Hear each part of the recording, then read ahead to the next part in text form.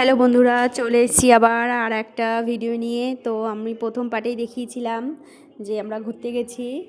তো এখানে আর একটা মন্দির দেখো, যে রাধাকৃষ্ণ দোলনা দুলছে, সবাই এক এক করে সবাই দুলিয়ে নিচ্ছি আমরা, সবাই যারা যারা এসেছি এবং আশেপাশে আরও সব লোক এসছে, সবাই আর কি দুলাচ্ছে এই জায়গায়। তো আমরা সবাই এক এক করে রাধাকৃষ্ণকে দোলনায় দুলিয়ে দিলাম। ওই যে পাশে যে দাদুটা বসে আছে উনি সবাইকে হাতে করে এই দোলনা টানার এই শিকলটা হাতে দিয়ে দিয়েছে, দিয়ে বলছে টানতে। সবাই মিলে দোলনা টেনে নিলাম। এবার চলে যাব আর একটা মন্দিরে, চলো। এই যে বন্ধুরা দেখো, চলে এসেছি আর একটা মন্দিরে। তো এখানে লাইনটা শুধু একবার দেখো কতটা পরিমাণে লাইন পড়েছে। এই লাইন পেরিয়েই আমাদের ভেতরে ঢুকতে হবে মন্দিরে। এই যে আমরা চলে এসেছি মন্দিরের ভেতরে, মানে এতটা লাইন পড়েছে কারণ টিকিট কাটতে হচ্ছিলো, তো এই জন্য টিকিট কাটতে এই জন্য লাইন পড়ে গেছিলো। তো এই দেখো ভেতরে কত সুন্দর সুন্দর সব দৃশ্য। আমরা চলে যাব একটা মন্দিরে। এই যে পাশের মন্দিরটা দেখো, তার পাশেই কত সুন্দর সুন্দর দৃশ্য দেখো, ময়ূর। এই দেখো এই মন্দিরটা চলে এসেছি, এটাও রাধাকৃষ্ণর মন্দির, আর পাশে জগন্নাথ দেবও রয়েছে। এই দেখো জগন্নাথ দেব, ভেতরটাও অপূর্ব, খুব সুন্দর, দারুণ সাজিয়েছে। মানে এখানে ভেতরে এই দেখো পাশেও রাধাকৃষ্ণর কত রকমের যে ছবি আছে, খুব সুন্দর লাগলো।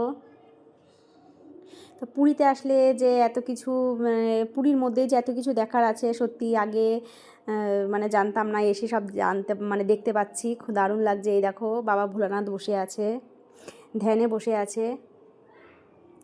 তো সত্যি আমরা এসে ভীষণ মানে খুশি। আবার যখন পুরীতে আবার যদি কোনো সময় পাই বা হাতে সময় পাই বা ঠাকুর যদি টানে আর কি, তাহলে আবার এসে ঘুরে যাব পুরীতে। অনেক কিছু এখনও দেখার বাকি রয়ে গেল আমাদের, অনেক কিছু দেখতে পাইনি এখনও, মানে দেখতে পারিনি, হাতে আর সময় নেই। আর অনেক কিছু দেখাও হলো। এই দেখো আর একটা মন্দিরে এসেছি, এটা হচ্ছে 108টা শিবলিঙ্গ।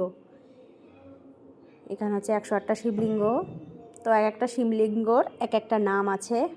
তো সবাই নমস্কার করছে, দেখছেও ঘুরে ঘুরে, এক একটা শিবলিঙ্গ এক একটা নাম। আর এটা নন্দী ভিঙ্গি।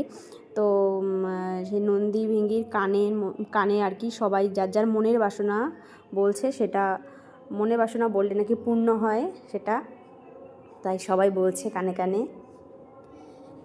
এই দেখো 108টা মন্দির, 108টা মন্দিরে এই দেখো খুব দারুণ লাগলো,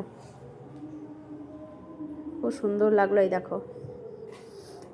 তো বন্ধুরা এখন চলে যাব, এখন মানে বেরিয়ে যাব আর কি মন্দিরটা থেকে বাইরে। এই দেখো এখানে শ্রী বিষ্ণু বসে আছে। তারপরে চলে এসেছি গুপ্ত বৃন্দাবন, যেখানে মানে এটা অনেক দিন থেকে শুনছি যে পুরীর ভেতর গুপ্ত বৃন্দাবন আছে। তো সেখানে চলে আসলাম।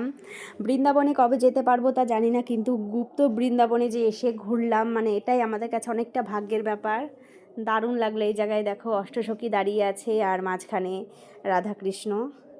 এই যে ভেতরে বারান্দাটাও অনেকটা বড়, পাশেই গুপ্ত বৃন্দাবন। তো আমাদের দেখা হয়ে গেছে, তো এখন আমরা এখান থেকে বাইরে চলে যাব। এই দেখো বন্ধুরা বাইরে এসছে, এবার তাতান বলছে যে গাড়িতে উঠবে, বায়না করছে, দিয়ে ওর বাবা আবার গাড়িতে উঠিয়ে দিল। দেখো গাড়িতে চড়ছে। তো আমরা আবার আর একটা মন্দিরে এসেছি, এটা হচ্ছে মা বিপত্তারিণীর মন্দির। তো এই মন্দিরটা দর্শন করেই আবার আমরা আবার হোটেলে চলে যাব। এই দেখো, তো এখন আমরা হোটেলে না, আমরা হচ্ছে সমুদ্রের পাড়ে চলে যাব। আমাদের মায়ের দর্শন হয়ে গেছে, এবার চলে এসেছি সমুদ্রের পাড়ে। তো এখন রাত, এই জন্য। তো আমার ভিডিওটা কেমন লাগলো অবশ্যই কিন্তু জানিও। তো আজকের মতো এখানেই, টাটা বাই।